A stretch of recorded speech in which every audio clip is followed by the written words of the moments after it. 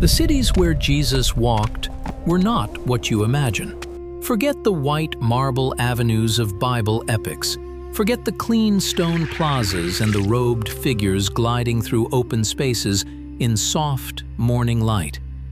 The actual streets of first-century Judea were narrow dirt alleys, barely wide enough for two people to pass, choked with dust, animal dung, and wastewater running down the center.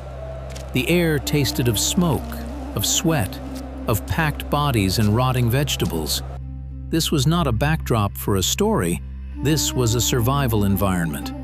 And everything Jesus said, every parable he told, every confrontation he provoked, it was born in these streets, shaped by this dust, and heard by people whose bodies carried the bruises of this world every single day.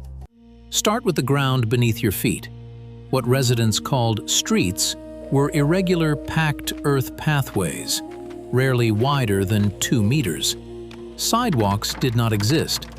A simple walk to the marketplace became a physical contest for space between pedestrians, donkeys loaded with grain, and the occasional Roman patrol that forced everyone flat against the walls. The layout was not accidental. It was defensive. Houses turned blank walls toward the alley, windowless, fortress-like. The street was understood as a zone of danger. Real life happened behind those walls, inside the courtyards, away from the gaze of strangers and soldiers. But the walls were thin. Mud brick and rough stone, pressed together to save material, transmitted every sound. In a village like Nazareth or Capernaum, you heard your neighbors' arguments, a baby crying through the wall, the rhythmic grinding of grain from the house next door. Privacy was a concept that did not exist. The community was a single organism. Everyone knew what everyone else was doing. Life unfolded under constant auditory surveillance, not from authorities, but from the clan. Follow those alleys far enough and they opened into a clearing that hit you before you saw it. The marketplace. The shuk was not a pleasant shopping experience. It was a daily assault of noise, smell, anxiety, and negotiation.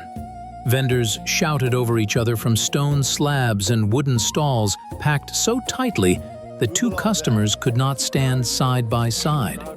Fish from the Sea of Galilee, dried, salted, or fresh enough to still be stiffening, lay in stacks next to mounds of grain, clay jars of olive oil, bundles of rough flax, and baskets of figs already browning in the heat. The smell was layered and inescapable. Fermented fish sauce, rancid oil from a cracked jar, raw onion and garlic, animal dung tracked in from the street, the sour sweat of bodies pressed together. Flies covered everything. Dogs circled the edges, lunging for scraps. Everything spoiled fast. There was no refrigeration, no preservation beyond salt and sun-drying. Bread bought in the morning could be hard by noon. Fruit softened within hours.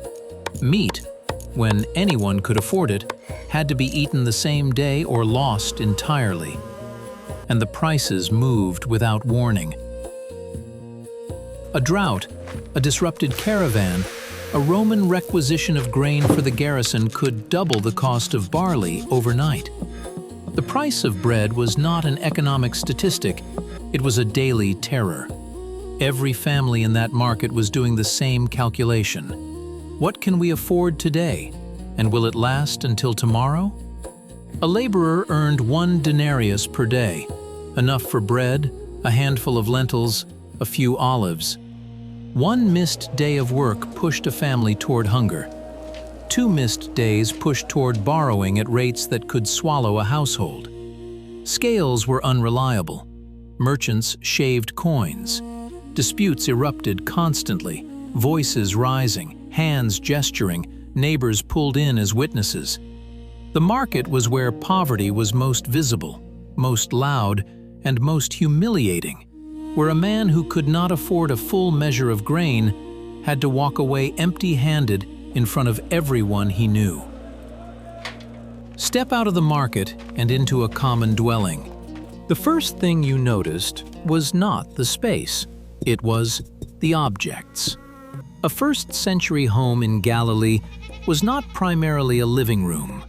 It was a workshop, a warehouse, and a survival cache compressed into roughly 40 to 60 square meters for an entire family.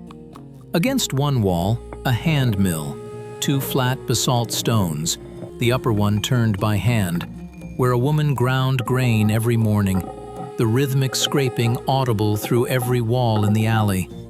The flour fell into a clay bowl set below, ready for the flat bread that would be baked on a stone slab over a dung and wood fire built on the packed earth floor. The smoke had nowhere to go. It rose and clung to the ceiling, to the walls, to the clothes, to the hair of everyone inside. Eyes stung. Lungs adapted, or they didn't. Along the opposite wall, large clay storage jars, some waist-high, held the household's essential reserves: olive oil, wine, water, dried lentils, barley. Every jar represented weeks of labor and could not be replaced quickly if it cracked or was stolen. Smaller vessels held salt, dried herbs, and the precious fish sauce that flavored almost everything. A shelf cut into the stone wall might hold a family's total movable wealth. A few coins wrapped in cloth hidden inside a jar of grain, a second tunic folded and stored in a niche, an iron tool, a saw, an adze, a sickle, worth more than anything else in the house. Iron was expensive. Losing a tool could cripple a family's ability to work for weeks until a replacement was forged or borrowed. In fishing villages like Capernaum, nets hung from wall pegs or lay spread across the floor being repaired, the sharp smell of tarred rope mixing with smoke and cooking oil. Baskets were woven in the corner. Torn garments were mended by the thin light of a clay oil lamp. In carpentry households, wood shavings covered the floor, and the smell of fresh-cut timber mixed with everything else. The home was not a place of rest. It was a place of relentless, repetitive labor, where every surface served a purpose and every object was too valuable to neglect. When Jesus told the parable of a woman who lost a single coin and swept the entire house to find it, his listeners did not hear a charming story. They heard desperation. In a house that dark, that cluttered, that packed with essential objects, losing 1 drachma, a day's wage, could mean searching for hours on hands and knees in the dirt. Water governed everything, and it was never guaranteed. In Jerusalem, a network of channels and aqueducts fed public cisterns and pools. But in the hill villages of Galilee, families depended almost entirely on rain. Rooftops were designed not just for living space, but for collection. The flat, packed mud surface funneled rainwater into shallow channels cut along the edges, which drained through stone pipes into underground cisterns carved from the limestone beneath the house. The size of your cistern determined how far into the dry season your family could survive. A good winter of heavy rains could fill a cistern for months. A dry year, and dry years were frequent, meant rationing every cup from March onward.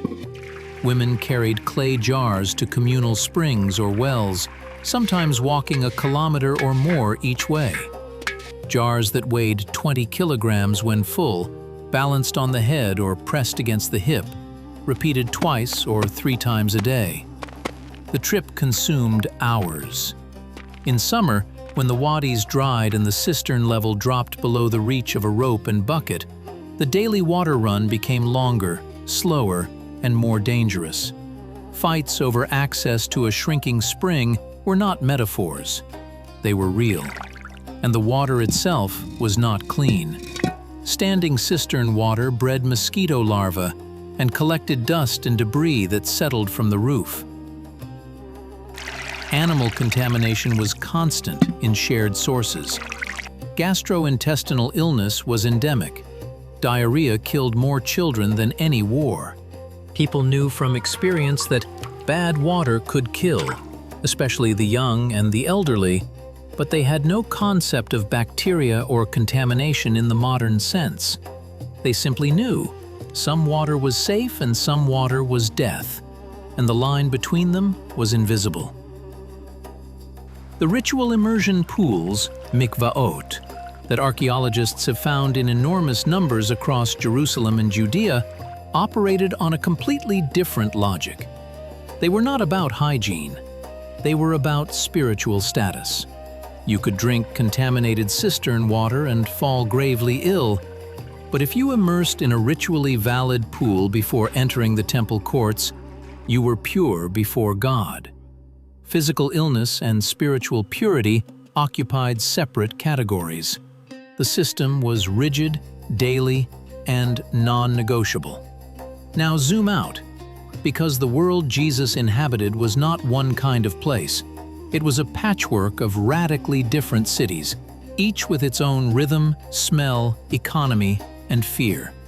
Jerusalem was the gravitational center, a temple city where everything revolved around the massive sanctuary complex Herod had spent decades building. The platform alone covered 36 acres. Some foundation stones weighed over 500 tons. The walls rose so high that Josephus wrote a person looking down from the top would grow dizzy. The interior courts were layered by access. The court of the Gentiles outermost, then the court of women, then the court of Israel, then the court of the priests, and finally the Holy of Holies, entered by one man, once a year. The entire structure was a theology built in stone. The closer you got to God, the fewer people were allowed.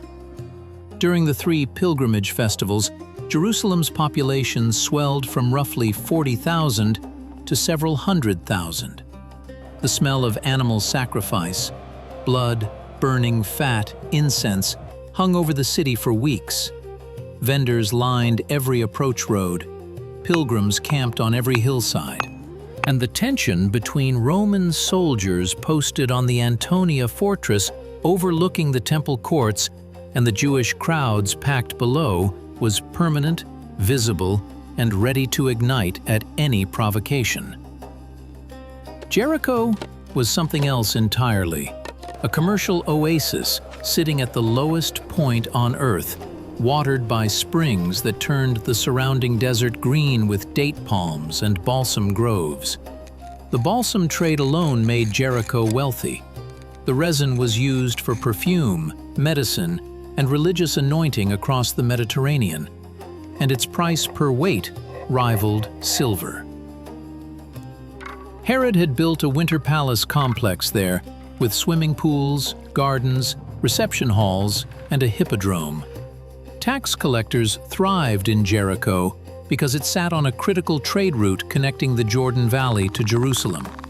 Every merchant, every pilgrim, every caravan carrying goods east or west passed through customs. When Luke describes Zacchaeus as a chief tax collector in Jericho, the detail is not accidental. Jericho was one of the most profitable taxation posts in the entire region. The city smelled of warm fruit, of spice, of money.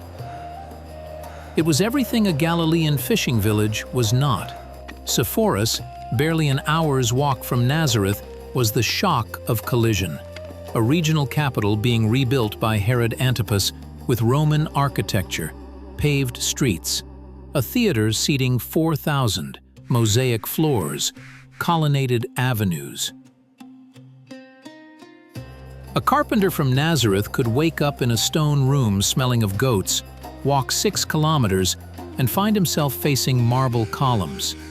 Scholars believe Joseph and Jesus likely worked on the construction. The Greek word Jesus used for hypocrites, hypokrites, meaning stage actor, may have come directly from what he saw at the Sepphoris Theater. And Caesarea Maritima, the Roman administrative headquarters on the coast, was the full expression of imperial power, an artificial harbor engineered with underwater concrete, hippodromes, temples to Caesar, streets laid in geometric precision. For a Jewish peasant who walked there, the opulence was physical proof of his own exploitation. Every polished stone had been paid for with someone's grain, someone's fish, someone's forced labor on a Roman road. The taxation system was not a background fact, it was a constant bleeding. Publicans, Jews hired by Rome, sat at customs points on every significant road, rummaging through baskets and bundles, deciding on the spot how much to confiscate. The system was designed for corruption. The publican purchased the right to collect and kept everything above the required amount. A fisherman on the Sea of Galilee paid tax before he could sell his catch. A farmer paid on his harvest, on his land, on his head. And the law of the mile turned humiliation into routine. Any Roman soldier could stop a Jewish civilian and legally compel him to carry military equipment for 1,500 meters. A father could be reduced to a pack animal in front of his own children. When Jesus said, "If anyone forces you to go 1 mile, go with him 2," the crowd understood the specific rage he was addressing. He was not preaching passive acceptance. He was describing defiant generosity that reclaimed dignity from the hands of the oppressor. But beneath the taxation, beneath the religious tension, beneath the political powder keg, there was a slower, more constant threat that modern readers almost never consider: the sheer physical filth of urban life. The streets of Jerusalem were not cleaned. There was no municipal sanitation, no drainage system for residential neighborhoods, no organized refuse collection. Animal dung accumulated in the alleys and was trampled into a permanent layer of compacted filth. Household waste, bones, ashes, broken pottery, fish guts, spoiled food, was thrown into open middens at the edges of neighborhoods or simply left in the street for dogs, rats, and scavenging birds to fight over. The Kidron Valley, running along Jerusalem's eastern wall, functioned as a de facto sewer and dump. Blood from the temple sacrifices, mixed with water from the cleaning of the altar courts, drained into channels that emptied into the valley. Butchers discarded offal nearby. Tanners, whose work required soaking animal hides in vats of urine and lime, were pushed to the margins of every town because the stench was unbearable. But the chemicals they used seeped into the ground and contaminated nearby water sources. The smell in the lower city during summer, when heat amplified everything, was thick enough to taste. Flies were constant and inescapable, crawling on food, on wounds, on the faces of sleeping children, on the meat in the market. Eye diseases spread by flies were so common that blindness was an ordinary feature of village life, not a rare tragedy. Dysentery killed silently and frequently. Parasitic infections from contaminated food and water weakened bodies over years. Skin conditions festered in the heat. Wounds from labor, cuts from sickles, burns from ovens, crushed fingers from stonework became infected and sometimes fatal. There were no hospitals, no antibiotics, no understanding of how disease actually spread. A contaminated cistern could sicken a whole neighborhood, and no one would know why. Life expectancy hovered around 30 to 35 years, and infant mortality was devastating. Perhaps 1 in 3 children did not survive past age 5. The physical exhaustion of living in this world, the dust in the lungs, the smoke in the eyes, the parasites in the gut, the ache in the joints from decades of labor on stone and soil, was permanent and cumulative. Bodies at 40 looked like bodies at 60 today. This was the world Jesus healed in. When the Gospels describe him giving sight to the blind, making the lame walk, curing leprosy and fevers, They are not describing rare misfortunes visited on unlucky individuals. They are describing the normal condition of the population. Healing was not a miracle performed in a vacuum. It was an intervention in a world where the body was under constant siege. Against this Roman machinery and this daily biological assault, the Jewish village had one institution that held everything together: the synagogue. Not a cathedral. In most villages, simply the largest available room. But on the Sabbath, the entire community gathered there. The Torah scroll was unrolled and read aloud. A visiting teacher could be invited to stand, read, and then sit to interpret. This is exactly the scene in Luke 4. Jesus stands in the Nazareth synagogue, reads from Isaiah, sits down and says, "Today this scripture is fulfilled in your hearing." Every eye was fixed on him, because that was how the room worked: intimate, close, acoustically alive.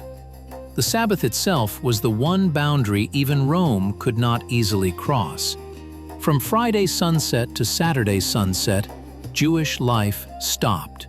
No work, no commerce, no travel beyond a Sabbath day's walk.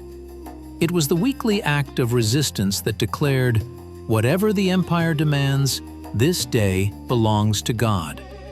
Outside the walls lived the ones the gates were not designed to protect: lepers, the severely disabled, the ritually impure. They clustered near roads leading into towns, calling out warnings so no one would accidentally come close enough to contract contamination. Their clothing was torn, their hair uncovered. Leviticus required them to cry, "Unclean, unclean," a verbal siren that pushed the world away.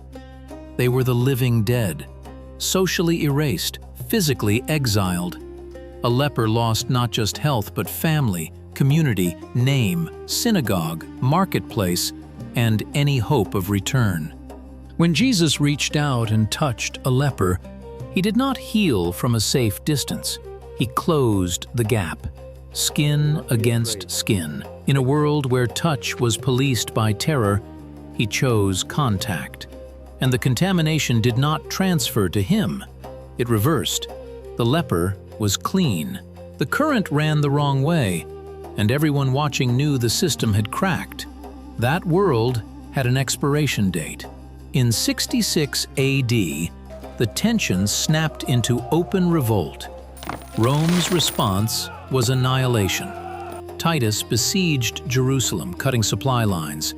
The city that had smelled of spices and sacrifice began smelling of death. Josephus describes starvation so extreme it defies comprehension. When the walls fell, fire consumed the rest. The temple, that massive, seemingly eternal structure, was set ablaze. Gold decorations melted and dripped between the stones. Soldiers dismantled the sanctuary block by block to extract the metal from the cracks. Not one stone was left upon another. Excavate beneath the old city today, and you find the destruction layer, a black line of ash, charred wood, and Roman arrowheads marking the exact moment that civilization stopped. The Sadducees vanished overnight. Their power base was smoke. The groups that survived were those not dependent on the physical building: the Pharisees, who carried their knowledge in text and memory, and the followers of the Way, who understood that the real temple was never made of stone. The stones fell. But what was born in those alleys, in the smoke-filled workshops, in the stinking markets, in the synagogues where a carpenter's son stood up to read, in the touch that reversed the current of contamination, that survived the fire. And it is still here. What surprised you most? The markets, the water, the filth, or the destruction? Drop your answer in the comments. I read every single one.